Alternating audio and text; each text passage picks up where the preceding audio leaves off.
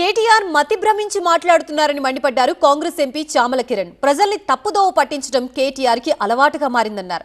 కాంగ్రెస్ హయాంలో 1 కోటి ఎకరాల భూమి నిషేధిత జాబితాలో ఉందని కేటీఆర్ అర్థం లేకుండా మాట్లాడుతున్నారన్నారు.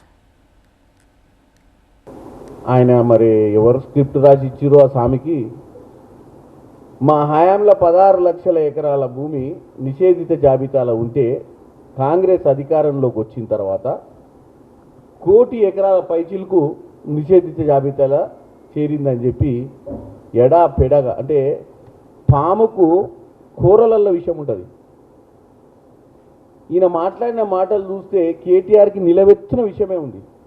ఎందుకంటే ప్రజలు పదే పదే చీ కొడుతున్నా 2023 ఎన్నికలు ఓడిపోయిన తర్వాత అన్ని ఎన్నికలు పార్లమెంట్ ఎన్నికల గుండుతున్నా, కంటోన్మెంట్ ఎన్నికలు ఓడిపోయినావు, సిట్టింగ్ సీటు జూబ్లీహిల్స్ ఎన్నికల్లో ఓడిపోయినావు, పంచాయతీ ఎన్నికలలో ఓడిపోయినావు. నిన్నెన్నో ఆడ మున్సిపాలిటీ ఇబ్రహీంపట్నంలో గెలిచిన తొడలు కొట్టుకోనిక పోయినవాడ 90 పైచిలకు మున్సిపాలిటీలు గెలిచిన కాంగ్రెస్ పార్టీ ఏడగొట్టుకోవాలి పోయి. కాబట్టి ఈయనకి ఏమైపోయిందంటే మతి స్థిమితం కోల్పోయిండు.